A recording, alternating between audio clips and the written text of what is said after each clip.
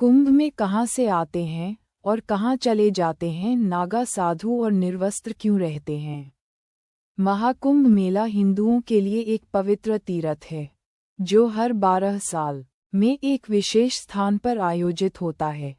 इस खास दिन लाखों साधु संत और श्रद्धालु पवित्र नदियों में स्नान करते हैं।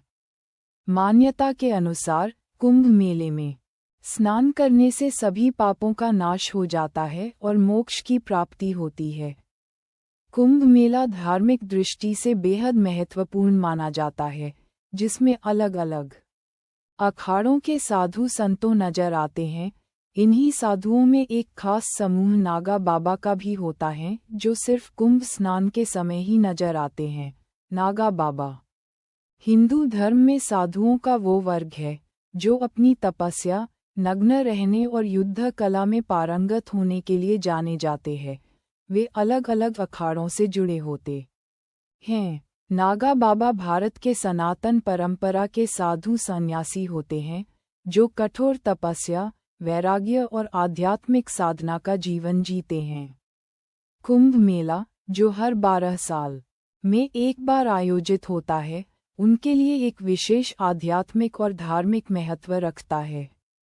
महाकुंभ के शाही स्नान का इंतजार हर साधु संत को बेसब्री से होता है। सरस्वती के संगम में शाही स्नान का विशेष महत्व होता है। ये स्नान आत्मा को शुद्ध करने और मोक्ष प्राप्ति का माध्यम माना जाता है। नागा बाबा इस खास अवसर पर 12 साल के बाद स्नान कर अपने तप और साधना को सिद्ध करते हैं। 1. क्या होता है नागा का अर्थ? नागा साधु कड़ाके की ठंड में भी नग्न अवस्था में ही रहते हैं। इस दौरान वह शरीर पर धुनी या भस्म लगाकर घूमते हैं। दरअसल नागा का अर्थ ही होता है नग्न। इस कारण नागा सन्यासी पूरे जीवन नग्न अवस्था में ही रहते हैं। वह अपने आप को भगवान का दूत मानते हैं। 2. भस्म क्यों लगाते हैं नागा साधु? महाकुंभ का आयोजन प्रयागराज के संगम किनारे किया जा रहा है। इस दौरान अधिक संख्या में श्रद्धालु आस्था की डुबकी लगाते हैं। धार्मिक मान्यता है कि स्नान करने से जातक को सभी तरह के पापों से छुटकारा मिलता है। महाकुंभ में नागा साधु भी शामिल होते हैं और वे वस्त्र धारण नहीं करते हैं। वे अपने शरीर भस्म लगाकर रहते हैं। 3. जानिए निर्वस्त्र रहने के अन्य कारण। नागा साधु मानते हैं कि व्यक्ति निर्वस्त्र ही जन्म लेता है और यह अवस्था प्राकृतिक है। इसलिए नागा साधु सदैव निर्वस्त्र रहते हैं। नागा साधु दिन में एक बार ही भोजन करते हैं। ये भोजन भी वे भिक्षा मांगकर ही करते हैं। अगर उन्हें किसी दिन 7 घरों में भिक्षा नहीं मिलती है तो उन्हें भूखा ही रहना पड़ता है। 4. कैसे बनते हैं नागा साधु? किसी इंसान को नागा साधु बनने के लिए 12 साल का समय लगता है। नागा पंथ में शामिल होने के लिए इंसान को नागा साधु के बारे में महत्वपूर्ण बातों की जानकारी होना बेहद आवश्यक होता है। कुंभ में अंतिम प्रण लेने के बाद लंगोट का त्याग कर दिया जाता है, जिसके बाद वे जीवन में सदैव निर्वस्त्र ही रहते हैं। 5. कब से शुरू हो रहा है महाकुंभ?